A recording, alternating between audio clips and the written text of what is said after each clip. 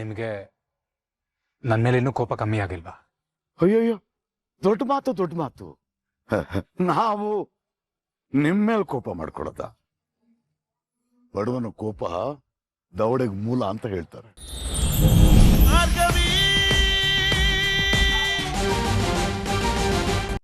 ಅಷ್ಟಕ್ಕೂ ಈ ಕತೆ ಶುರು ಆಗೋ ಮುಂಚೆನೆ ಮುಗ್ದು ಹೋಗಿದೆ ಪಾರ್ಥ. ಅಜ್ಜಿ ನ್ಯಾಯವಾಗಿ ಹೆಣ್ ಕೇಳ್ದಾಗ ನಡೆದ ಘಟನೆನ 2 ವರ್ಷಗಳ ನಂತರ ಅಪಾರ್ಥ ಮಾಡ್ಕೊಳ್ಳೋದ್ರಲ್ಲಿ ಯಾವುದೇ ಅರ್ಥ ಇಲ್ಲ.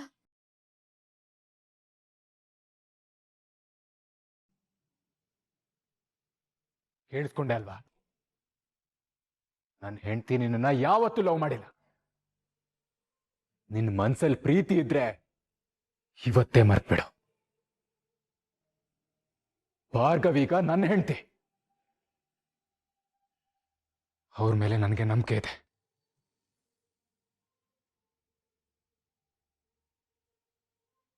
ಏನೋ ನಿನ್ ಮಾತಿನ ಅರ್ಥ?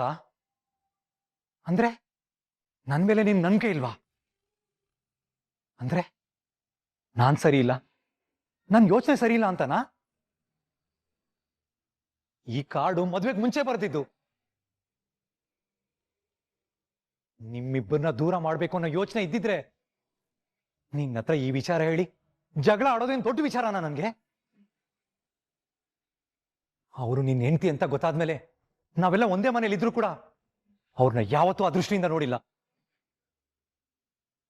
ಅವ್ರ ಬಗ್ಗೆ ನನಗೆ ಅಪಾರವಾದ ಗೌರವ ಇದೆ.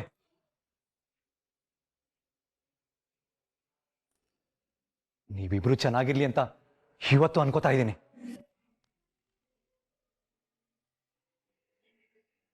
ಸರಿ, ನಿನಗೂ ಮದುವೆ ಆಗಿದೆ, ಅದಕ್ಕೆ ನಿನ್ನ ಪ್ರೀತಿಸ್ತಿದ್ದಾರೆ. ಇವಾಗ ನಿಮ್ದೇ ಆದ ಸಂಸಾರ ಇದೆ, ನೀವು ಚೆನ್ನಾಗಿರಿ.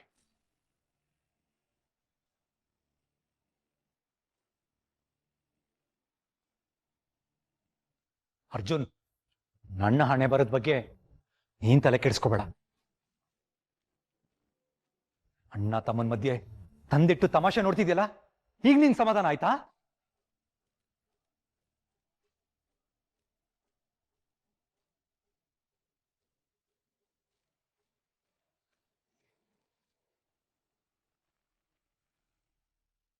ನೀನಿಷ್ಟೊಂದು ಕೆಳಮಟ್ಟ ಕೆಳಿತೀಯ ಅಂತ ನಾನು ಅನ್ಕೊಂಡಿರಲಿಲ್ಲ ಬೃಂದ. ನಿನ್ ಗಂಡನ ಮರ್ಯಾದೆ ಬಗ್ಗೆ ಸ್ವಲ್ಪನೂ ಕಾಳಜಿ ಇಲ್ಲದೆ ಇಂಥ ಕೆಲಸ ಮಾಡಿದ್ಯಲ್ಲ. ಕಣ್ಣು ಮುಚ್ಚಿದ್ರು ಕಣ್ ತೆಗೆದ್ರು ನಿನ್ನ ಬಗ್ಗೆನೇ ಯೋಚನೆ ಮಾಡ್ತಿದ್ರೆ ಹೇಗೆ ಸುಮ್ನಿರ್ಲಿ? ಚರಣ್ಣು ಬುದ್ಧಿ ಕಲಿಬೇಕು, ಅದಕ್ಕೆ ಹೀಗ್ ಮಾಡ್ದೆ. ನೋಡು ಭಾರ್ಗವಿ, ನೀನ್ ಈ ಮನೇಲಿ ಇರೋ ಅಷ್ಟು ದಿನ ಚರಣ್ಣು ಹೀಗೆ ಇರ್ತಾನೆ. ಇಲ್ಲಿ ನೀನಿರ್ಬೇಕು ಅಥವಾ ನಾನಿರ್ಬೇಕು ಅನ್ನೋ ಆಪ್ಷನ್ ಇಲ್ಲ. ಈ ಮನೇಲಿ ನಾನೇ ಇರ್ಬೇಕು. ನಿನ್ ಹತ್ರ ಮಾತಾಡದೆ ವೇಸ್ಟ್ ಬಿಡ. ಏಯ್ ಭಾರ್ಗವಿ, ಇವತ್ತು ತಪ್ಪಿಸ್ಕೊಂಡ್ಬಿಟ್ಟೆ ಅಂತ ಖುಷಿ ಪಡ್ಬೇಡ. ನಾಳೆ ಕೋರ್ಟಲ್ಲಿ ಸಿಗೋಣ. ಏಯ್, ಏನ್ ಮಾಡ್ಕೊಳ್ತೀಯ ಮಾಡ್ಕೊ ಹೋಗ್.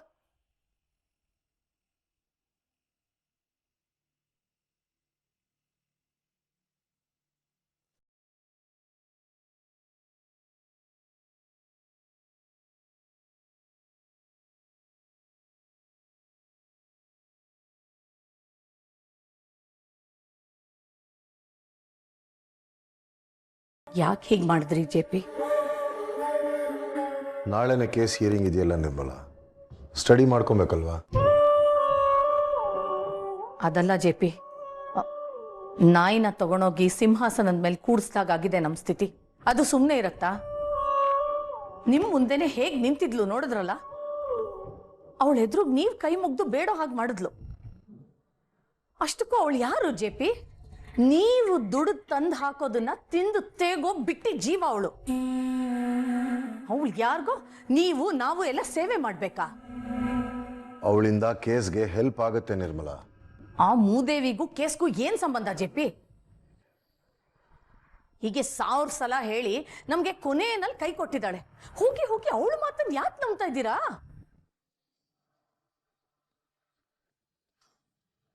ಸಾಕ್ಷಿನ ನಾನು ಶಕ್ತಿ ಇಬ್ರು ಕಣ್ಣಾರೆ ನೋಡಿದೀವಿ. ಸಾಕ್ಷಿನಾ? ಏನ್ ಸಾಕ್ಷಿ?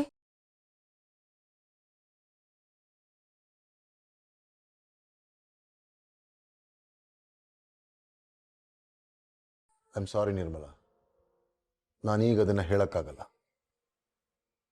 ಆದರೆ ನನಗೆ ಶಕ್ತಿಗೆ ಇವಳು ಬಿಟ್ಟು ಬೇರೆ ದಾರಿ ಇಲ್ಲ ಅನ್ನೋ ಸ್ಥಿತಿಗೆ ಬಂದಿದ್ದೀವಿ.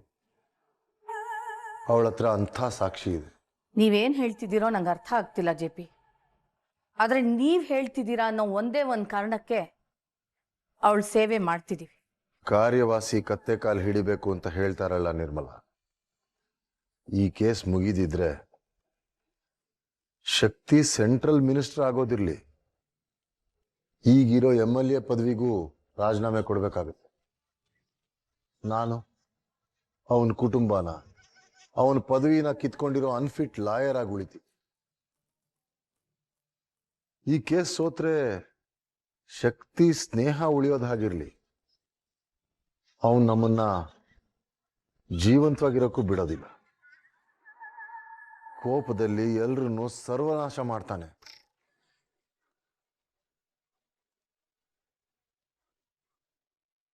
ಆದ್ರೂ ನೀವ್ ಯಾವ ಕೇಸ್ ಬಗ್ಗೆನೂ ಇಷ್ಟೊಂದು ಚಿಂತೆ ಮಾಡಿದ್ದನ್ನ ನಾನು ನೋಡೇ ಇಲ್ಲ ಜೆ ಪಿ. ನೀವ್ ಮನ್ಸ್ ಮಾಡಿದ್ರೆ ಕೇಸ್ ಗೆಲ್ಲೋದು ನಿಮ್ಗೆ ಅಸಾಧ್ಯನಾ? ಜೆ ಪಿ ಹೆಸರು ಕೇಳಿದ್ರೆ ಅಪೋಸಿಷನ್ ಲಾಯರ್ಗಳು ಗಡಗಡ ಅಂತ ನಡ್ಗೋರು. ಸೋಲೆ ಕಾಣ್ದೇ ಇರೋ ಜೆ ಪಿ, ಈ ಜೆ ಪಿ ಇಬ್ರು ಒಂದೇನಾ ಅಂತ ನಂಗೆ ಈಗ ಡೌಟ್ ಬರ್ತಾ ಇದೆ. ಏನ್ ಮಾಡೋದು ನಿರ್ಮಲ, ಎಲ್ಲ ಕೇಸ್ ಹಾಗೆ ಈ ಕೇಸ್ ಇಲ್ಲ. ಉಗುರು ಹೋಗೋ ಕಡೆ ಹಸ್ತಾನೆ ಕೊಟ್ಟು ಕೂತಿದ್ದಾರೆ. It's very complicated. ನಮ್ಮ ರಾಜ್ಯದಲ್ಲಿ ಅಷ್ಟೇ ಅಲ್ಲ, ಇಡೀ ದೇಶದಲ್ಲಿ ಈ ಅತ್ಯಾಚಾರದ ಕೇಸು, ಈ ಕೊಲೆ ಕೇಸ್ ಬಗ್ಗೆ ಮಾತಾಡ್ತಾ ಕೂತಿದ್ದಾರೆ. ಅನ್ಫಾರ್ಚುನೇಟ್ಲಿ ಸಾಕ್ಷಿಗಳೆಲ್ಲ ಶಕ್ತಿ ಫ್ಯಾಮಿಲಿ ವಿರುದ್ಧವಾಗೇ ಇದೆ. ನೋಡು, ನಾನಿದು ಭಯದಿಂದ ಹೇಳ್ತಾ ಇಲ್ಲ, ನಿಜವಾಗ್ಲು ಶಕ್ತಿಗಳತನ ನನಗೆ ಮುಖ್ಯ. ಕೇಸ್ ಸೋತ್ರೆ ಅವನ ಗೆಳತನದ ಜೊತೆ ನಾವು ಎಲ್ಲ ಕಳ್ಕೋತೀವಿ. ಅವನು ಅಧಿಕಾರದಲ್ಲಿರಬೇಕು ನಿರ್ಮಲ. ಹಾಗಾದ್ರೆ ಅವನಿಗೂ ಒಳ್ಳೇದು, ನಮಗೂ ಒಳ್ಳೇದು. ಈ ಕೇಸ್ ಗೆಲ್ಲೇಬೇಕು ನಿರ್ಮಲ. ಈ ಕೇಸ್ ಗೆಲ್ಲೋ ಅಂತ, ಈ ಕೇಸೇ ಬಿದ್ದೋಗೋ ಅಂತ ಸಾಕ್ಷಿ ಬೃಂದನ ಹತ್ರ ಇದೆ.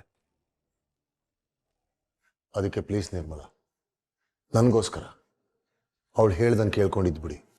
ಈ ಕಷ್ಟ ನನಗೇನು ಹೊಸ್ತಲ್ಲ. ಹುಟ್ಟಾಗಿಂದ ಕಷ್ಟನೇ ನೋಡ್ಕೊಂಡು ಬಂದವಳು ನಾನು. ಆದ್ರೆ ನಿಮ್ಮನ್ನ ಮೊದಲನೇ ಸಲ ಈ ಸ್ಥಿತಿನಲ್ಲಿ ನೋಡ್ತಾ ಇದ್ದೀನಿ. I feel so helpless. ನೀವು ಬರೀ ನನ್ನ ಗಂಡ ಅಲ್ಲ ಜೆ ಪಿ, ಈ ಮನೆ ಯಜಮಾನ ನೀವು. ನಮ್ಮ ಅಸ್ತಿತ್ವ, ನಮ್ಮೆಲ್ಲರ ಸರ್ವಸ್ವ. ನಿಮ್ಮನ್ನ ಹೀಗೆ ನೋಡೋದಕ್ಕೆ ತುಂಬಾ ಬೇಜಾರಾಗ್ತಿದೆ ಜೆ ಪಿ. ಆ ಬೃಂದ ಹತ್ರ ಅದ್ಯಾವ ಸಾಕ್ಷಿ ಇದೆಯೋ ನನ್ಗಂತೂ ಗೊತ್ತಿಲ್ಲ. ಆದ್ರೆ ನನ್ ಗಂಡ ಅವಳ ಎದುರುಗೆ ಕೈ ಮುಗಿಯೋ ಹಾಗೆ ಮಾಡಿದ್ದಾಳೆ. ಅದನ್ನ ಮಾತ್ರ ನಾನು ಯಾವತ್ತೂ ಸಹಿಸಲ್ಲ, ಮರೆಯಲ್ಲ.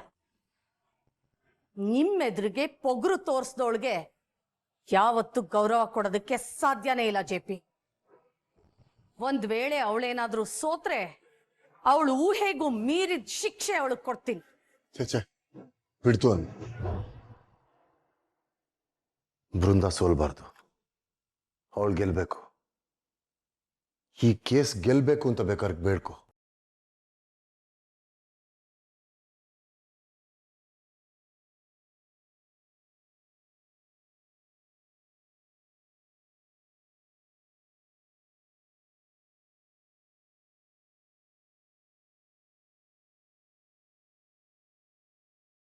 ನಮ್ಮ ಮಾವ ಬಂದ್ರು.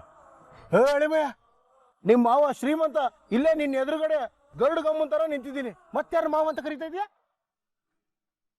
ಭಾರ್ಗವಿಯರ ಅಪ್ಪ ಕಣೋ, ಬಾ ಮಾತಾಡ್ಸೋಣ. ನೀನು ಬರ್ಬೇಕು ಬರ್ಬೇಕು. ಬೀಗ್ರು ಹೇಗಿದ್ದೀರಿ? ಯಾರು ನೀನು? ನಾನು ಇವ್ರ ಮಾವ ಅರ್ಜುನ್. ನಿಮಗೂ ಅಳಿಯ, ನನಗೂ ಅಳಿಯ. ಮಾವ ಸರಿಯಾಗಿ ಹೇಳೋ. ಅಂದ್ರೆ ನಾನು ನಿಮ್ಮ ಹಾಗೆ ಹೆಣ್ಣು ಕೊಟ್ಟ ಮಾವ ಅಲ್ಲ, ಇವನು ಸೋದ್ರ ಮಾವ. ಓಹೋ, ಮಾವ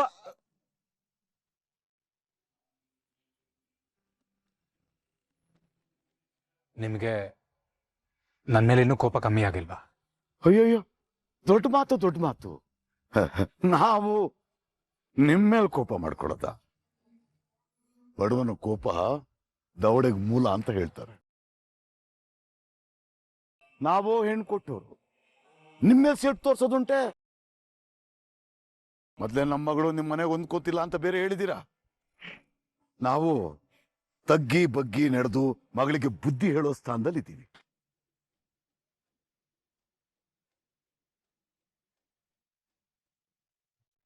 ಅಯ್ಯೋ ಮಾವ, ದಯವಿಟ್ಟು ಹಾಗೆ ಹೇಳ್ಬೇಡಿ. ನನಗೆ ಗೊತ್ತು, ಅವತ್ತು ನನ್ನ ಮಾತಿಂದ ನಿಮಗೆ ತುಂಬ ಬೇಜಾರಾಗಿದೆ. ದಯವಿಟ್ಟು ನನ್ನ ಕ್ಷಮಿಸ್ಬಿಡಿ. ಏನ್ ಮಾಡ್ಲಿ, ಅವತ್ತಿನ ಪರಿಸ್ಥಿತಿ ಹಾಗಿತ್ತು. ಇಷ್ಟು ದಿವಸ ನಿಮ್ಮ ಬಗ್ಗೆ ತಪ್ಪು ತಿಳ್ಕೊಂಡಿದ್ದೆ. ಆದ್ರೆ ಈಗ ತಾವೇನು ಅಂತ ಸರಿಯಾಗಿ ಅರ್ಥ ಆಗಿದೆ. ನಿಮ್ಮ ಕೈ ಮುಗಿದು ಕೇಳ್ಕೊಳ್ತೀನಿ, ನಾನು ನನ್ನ ಮಗಳಿಗೆ ಮಾತ್ರ ತೊಂದರೆ ಕೊಡ್ಬೇಡಿ.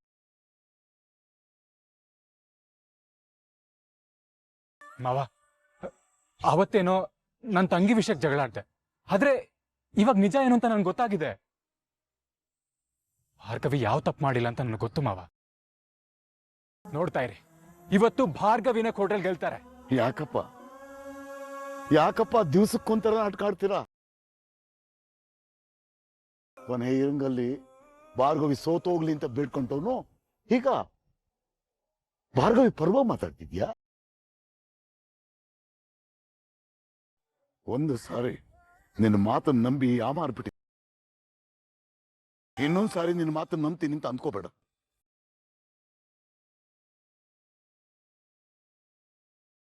ಎಷ್ಟೇ ಆಗ್ಲಿ ನೀನು JP ಪಾಟೀಲ್ ಮಗ ಅಲ್ವೇ?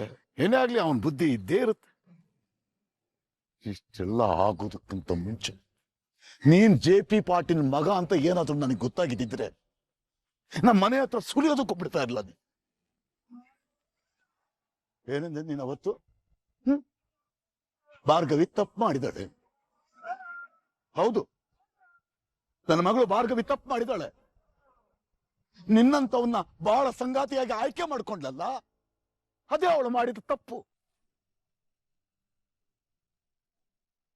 ಸರ್ ನೀವು ತಪ್ಪು ತಿಳ್ಕೊಂಡಿದ್ದೀರ. ನಮ್ಮ ಹುಡುಗ ತುಂಬಾ ಒಳ್ಳೆಯವನು. ಗುಬ್ಬಿ ಮೇಲೆ ಬ್ರಹ್ಮಾಸ್ತ್ರ ಬಿಡಬೇಡಿ. ಗುಬ್ಬಿ ಇವನು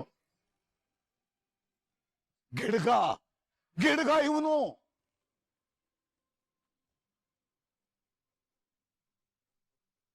ಅಪ್ಪ ಅರ್ಜುನ್, ನಾನು ಕ್ಷಮಿಸ್ಬಿಡಪ್ಪ. ಸಿಟ್ನಲ್ಲಿ ಏನೇನೋ ಅಂದ್ಬಿಟ್ಟೆ, ದಯವಿಟ್ಟು ಕ್ಷಮಿಸಪ್ಪ. ನಾನೇನೇನೋ ಅಂದ್ಬಿಟ್ಟೆ ಅಂತ ನನ್ನ ಮಗಳಿಗೆ ಶಿಕ್ಷೆ ಕೊಡ್ಬೇಡಪ್ಪ.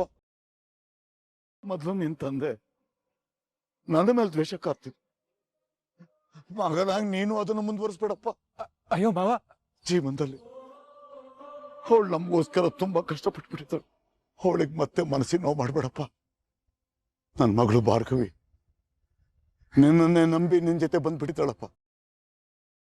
ಅವಳು ಕೈ ಬಿಡ್ಬೇಡ, ಬೇಕಾದ್ರೆ ನೀನ್ ಕಾಲು ಬಿಟ್ಟು. ಅಯ್ಯೋ ಮಾವ, ಏನ್ ಮಾಡ್ತಿದ್ದೀರಾ?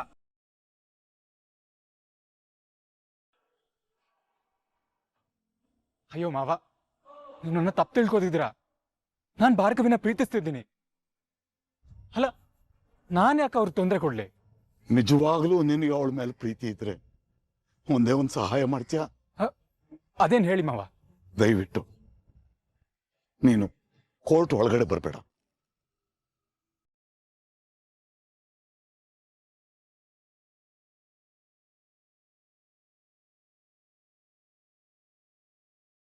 ಭಾರ್ಗವಿ ಗಮನ ಆ ಕೇಸ್ ಮೇಲೆ ಇರ್ಬೇಕು. ನಿನ್ನ ನೋಡ್ಬಿಟ್ಟು ಅವಳು ಟೆನ್ಷನ್ ಮಾಡ್ಕೊಂಡ್ಬಿಟ್ರೆ ದಯವಿಟ್ಟು ಇದೊಂದು ಉಪಕಾರ ಮಾಡಪ್ಪ ನೀನು.